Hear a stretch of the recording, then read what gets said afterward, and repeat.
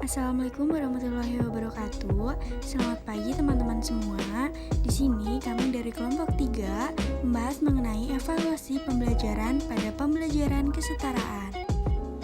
Anggota dari kelompok 3 yang pertama yaitu Dini Nurfitri, ada Nabila Nisyaibah Aulia, ada Ragam Raihan, ada Dusiska Martiana, dan Muhammad Dida Armandio.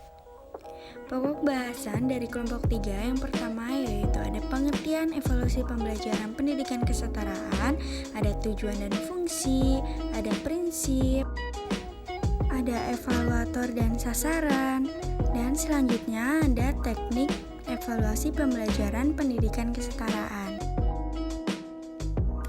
Assalamualaikum warahmatullahi wabarakatuh. Saya Dini Nurfitri dengan NPM 192103038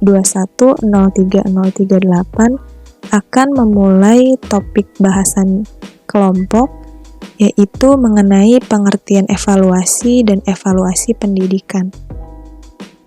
Yang pertama, mengenai pengertian evaluasi, ada pendapat menurut Lessinger dalam Gibson mendefinisikan evaluasi adalah proses penilaian dengan jalan membandingkan antara tujuan yang diharapkan dengan kemajuan atau prestasi nyata yang dicapai.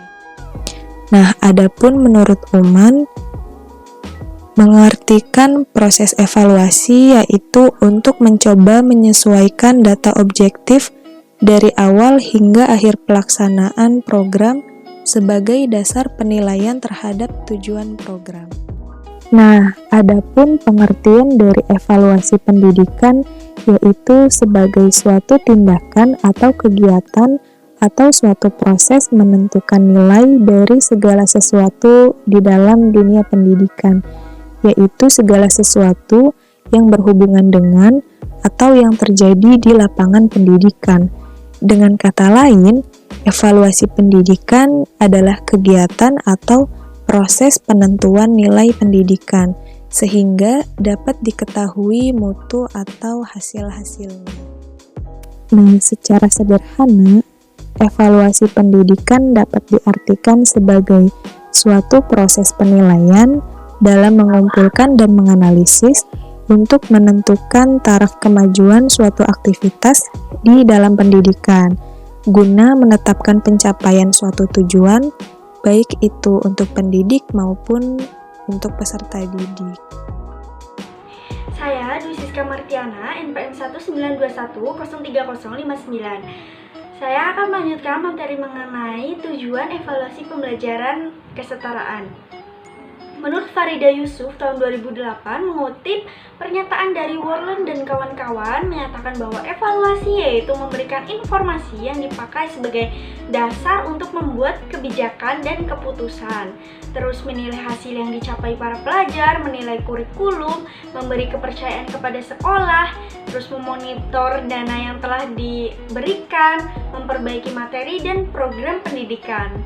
Evaluasi sendiri bertujuan untuk mengumpulkan, menganalisis, dan menyajikan informasi yang bermanfaat mengenai objek evaluasi, menilai dengan membandingkan dengan indikator, dan hasilnya dipergunakan untuk mengambil keputusan mengenai objek evaluasi. Sujana tahun 2005 mengemukakan bahwa tujuan penilaian hasil belajar yang pertama yaitu mendeskripsikan kecakapan belajar siswa, sehingga dapat diketahui kekurangan dan kelebihannya. Nah, dengan mendeskripsikan kecakapan tersebut dapat diketahui pula posisi kemampuan peserta didik dibandingkan peserta didik yang lainnya. Yang kedua yaitu mengetahui keberhasilan proses pendidikan dan pengajaran di sekolah, yaitu seberapa jauh keefektifan dalam mengubah tingkah laku peserta didik ke arah tujuan pendidikan yang diharapkan. Yang ketiga yaitu menentukan tindak lanjut hasil penilaian, yaitu melakukan perbaikan dan penyempurnaan dalam hal program pendidikan dan pengajaran serta sistem pelaksanaannya. Yang keempat yaitu memberikan pertanggungjawaban dari pihak satuan pendidikan kepada pihak yang berkepentingan. Adapun tujuan penilaian program menurut Sujana, yang pertama memberikan masukan perencanaan untuk perencanaan program, pengumpulan, pengolahan, dan penyajian informasi. Yang kedua yaitu memberikan masukan keputusan tentang kelanjutan, perluasan, dan penghentian program. Yang ketiga yaitu memberikan masukan untuk keputusan tentang modifikasi program. Nah, tujuan ini berhubungan dengan evaluasi informasi. Yang keempat yaitu memberikan informasi tentang pendukung dan penghambat program. Yang kelima yaitu memberikan masukan untuk memahami landasan keilmuan bagi penilai. Evaluasi pembelajaran kesetaraan dikenal dengan ujian pendidikan kesetaraan atau UPK. Hal ini tertuang dalam prosedur operasional standar penyelenggaraan ujian pendidikan kesetaraan tingkat satuan pendidikan atau disingkat dengan POS UPK. Nah, dalam hal ini menyatakan UPK adalah kegiatan pengukuran capaian kompetensi peserta didik yang dilakukan satuan pendidikan dengan mengacu pada standar kompetensi lulusan untuk memperoleh pengakuan atas prestasi belajar. Jadi kesimpulannya yaitu tujuan daripada evaluasi atau penilaian pembelajaran kesetaraan adalah sebagai sumber informasi atau data yang bermanfaat untuk perbaikan dan pengembangan program pembelajaran selanjutnya. Selanjutnya yaitu ada fungsi evaluasi pembelajaran kesetaraan. Yang pertama yaitu fungsi formatif, yaitu penilaian yang dilakukan saat proses pembelajaran berlangsung. Yang kedua yaitu fungsi sumatif, yaitu penilaian yang dilakukan pada akhir semester. Yang ketiga yaitu fungsi diagnostik, yaitu penilaian berfungsi untuk mengungkapkan kesulitan-kesulitan peserta didik. Yang keempat yaitu fungsi selektif, yaitu dengan fasilitas terbatas, maka evaluasi dapat dipakai untuk menyeleksi masukan guna disesuaikan dengan ruangan, tempat duduk, atau fasilitas lain yang tersedia. Yang kelima yaitu fungsi motivasi, yaitu pelaksanaan penilaian dapat memberikan motivasi kepada peserta didik untuk berprestasi yang lebih tinggi. Nah, yang selanjutnya adalah prinsip evaluasi pembelajaran pendidikan kesetaraan. Nah, dalam prinsip evaluasi pembelajaran ini memiliki 5 prinsip, yaitu yang pertama, evaluasi merupakan alat bukan tujuan. Penilai sepenuhnya menyadari fakta bahwa setiap teknik evaluasi digunakan sesuai dengan tujuan penilaian. Hasil evaluasi yang diperoleh tanpa tujuan tertentu akan kehilangan waktu, uang, bahkan merusak siswa itu sendiri. Oleh karena itu, apa yang harus dirumuskan terlebih dahulu adalah tujuan dari evaluasi. Tujuan ini akan dikembangkan dari segi teknik dan juga tes yang disiapkan sebagai alat evaluasi. Jangan membalikannya, karena tanpa mengetahui tujuan mengevaluasi data yang diperoleh itu akan sia-sia. Berdasarkan pemahaman di atas, kebijakan pendidikan yang akan diambil dirumuskan dengan jelas sebelumnya dan prosedur yang dipilih. Yang selanjutnya, kesadaran akan kesalahan pengukuran. Evaluasi pembelajaran harusnya menyadari keterbatasan dan kelemahan dalam teknik evaluasi yang digunakan. Berdasarkan kesadaran ini, untuk lebih memperhatikan kebijakan yang diadopsi setelah melakukan penilaian. Evaluator menyadari bahwa dalam pengukuran yang dilakukan hanya mengukur sebagian sampel dari kompleksitas yang harus diukur. Setelah semua pengukuran dilakukan hanya pada waktu-waktu tertentu. Jadi kemungkinan ada aspek penting yang belum dimasukkan siswa dalam pengukuran sampel. Ini disebut kesalahan pengambilan sampel dalam evaluasi. Sumber kesalahan lain terletak pada alat atau instrumen yang dicuri dalam proses evaluasi. Penyusunan alat penilaian tidak mudah, terutama jika aspek yang diukur kompleks. Tes objektif tidak bebas untuk menebak-menebak secara kebetulan, sedangkan objektivitas esai termasuk di dalamnya. Oleh karena itu, dalam laporan evaluasi, evaluator harus melakukan atau melaporkan adanya kesalahan pengukuran ini. Pengukuran dengan uji, kesalahan pengukuran dapat ditunjukkan dengan koefisien kesalahan pengukuran. Yang selanjutnya adalah global. Evaluasi pembelajaran yang lengkap membutuhkan berbagai teknik. Tidak adalah teknik penilaian tunggal yang mampu mengukur tingkat keterampilan belajar siswa, bahkan jika hanya dalam 1 jam pertemuan siswa, karena pada kenyataannya setiap teknik evaluasi memiliki keterbatasan. Tes objektif misalnya akan memberikan bukti objektif pada tingkat keterampilan siswa, tetapi itu hanya memberikan sedikit informasi kepada siswa tentang apakah dia benar-benar memahami materi. Tetapi jika dia mampu mengembangkan keterampilan berpikir, jika dia dapat mengubah atau mengembangkan sikapnya di depan situasi nyata, dan sebagainya, semua lebih tergantung pada tes subjektif dan penilaiannya, dan juga bergantung pada subjektivitas evaluator. Berdasarkan prinsip ini, disarankan bahwa dalam proses belajar mengajar, berbagai teknik penilaian digunakan untuk mengukur kemampuan belajar siswa.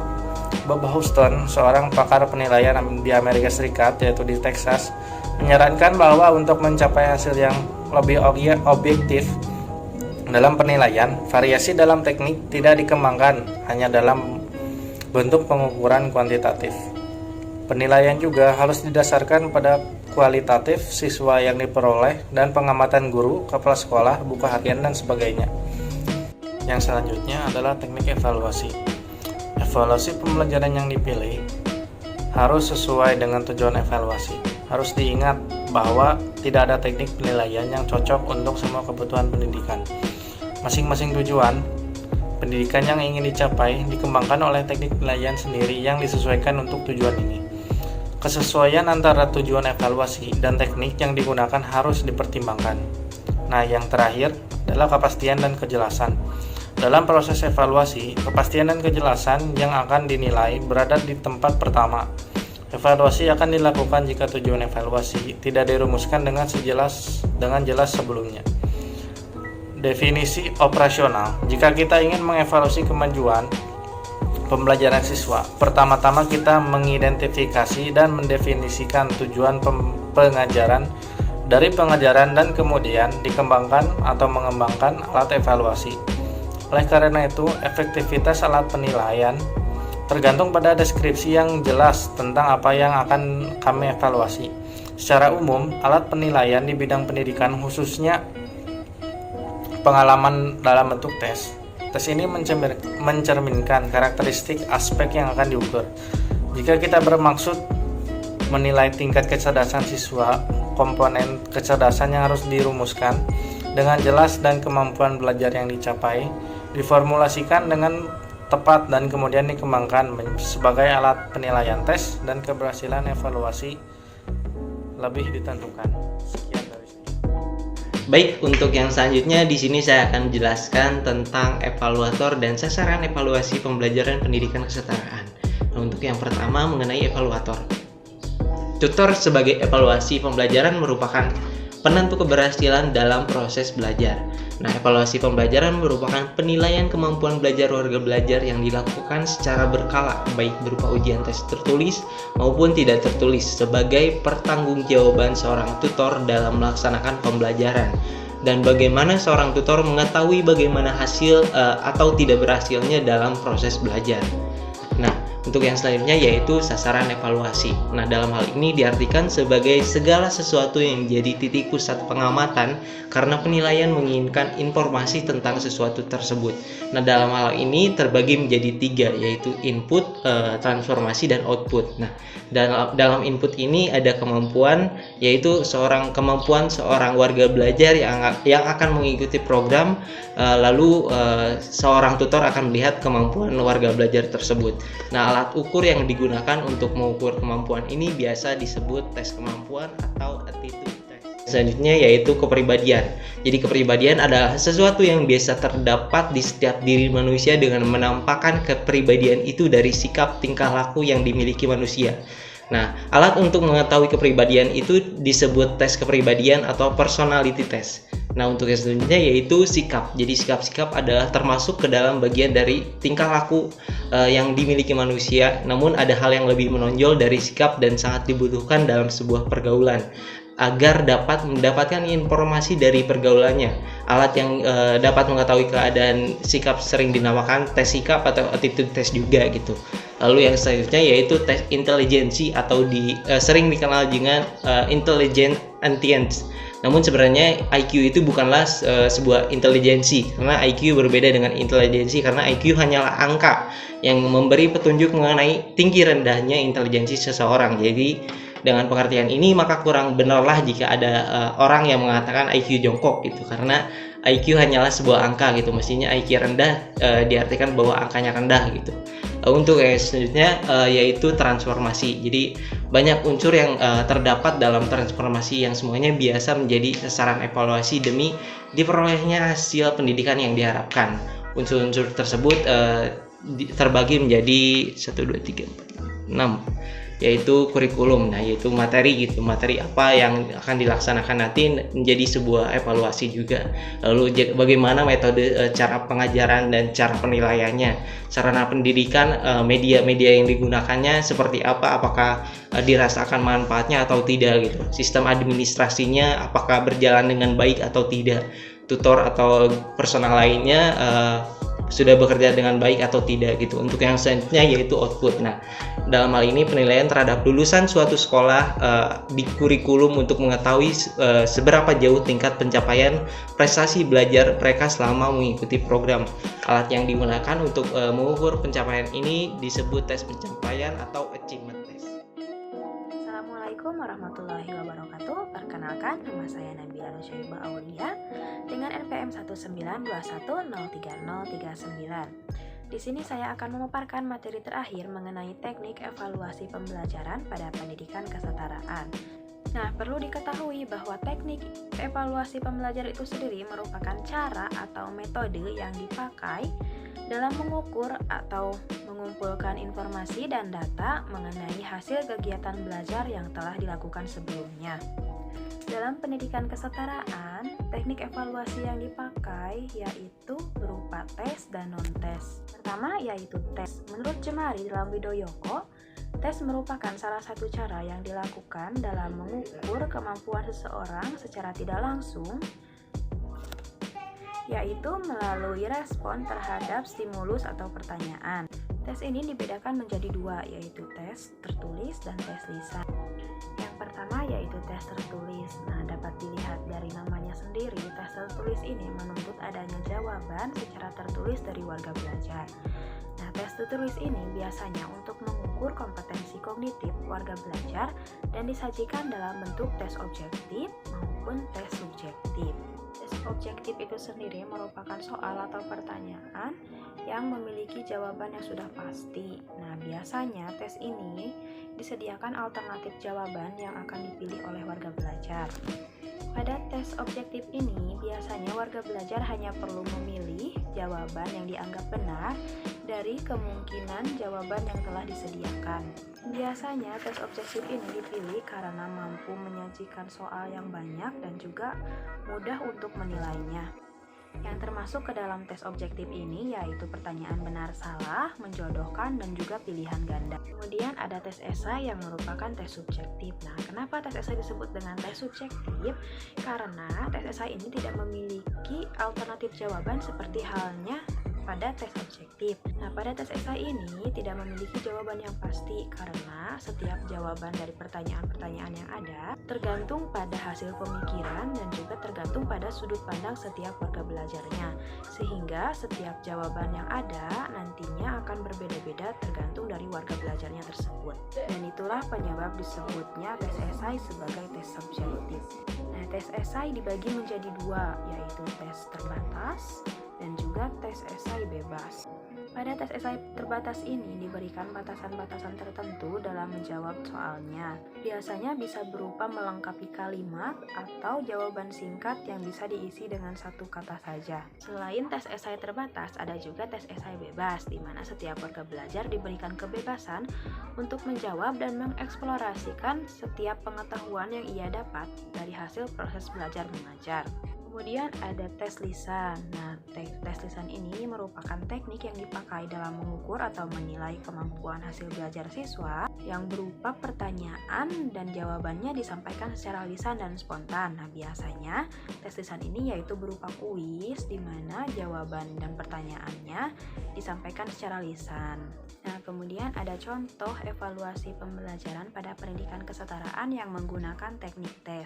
Yang pertama yaitu penilaian akhir modul. Nah, pada penilaian ini dilakukan setelah warga belajar selesai mempelajari modul tersebut. Nah, biasanya bisa berupa pilihan ganda maupun bisa berupa pilih esai sesuai dari kehendak pendidiknya.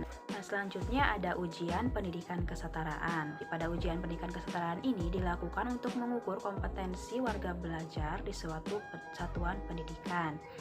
Nah, ujian ini biasanya dilakukan secara serentak di suatu lembaga pendidikan kesetaraan. Nah, soal-soalnya pun biasanya dibuat oleh satuan lembaga pendidikan kesetaraan tersebut maupun berasal dari dinas kabupaten atau kota maupun dari tingkat provinsi. Ujian pendidikan kesetaraan ini jika di formal disebut dengan ujian sekolah. Kemudian yang terakhir ada ujian nasional pendidikan kesetaraan. Ujian pendidikan kesetaraan ini yaitu evaluasi pembelajaran pada pendidikan kesetaraan yang dilakukan serentak secara nasional. Jadi semua di Indonesia melakukan ujian nasional pendidikan kesetaraan dalam upaya mengukur belajar yang ada di pendidikan kesetaraan di seluruh Indonesia. Nah, biasanya soalnya pun berasal dari pusat. Nah, setelah barusan kita menjelaskan mengenai teknik tes, kemudian ada teknik non-tes. Nah, sesuai dengan namanya, teknik ini tidak menggunakan tes atau ujian dalam mengevaluasi warga belajar, seperti penugasan. Nah, di mana evaluator atau pendidik akan memberikan tugas atau kegiatan di luar pembelajaran yang ditujukan untuk mengukur kompetensi dari peserta didik atau warga belajar tersebut. Sekian pemaparan dari kelompok 3 mengenai evaluasi pembelajaran pada pendidikan kesetaraan. Terima kasih dan wassalamualaikum warahmatullahi wabarakatuh.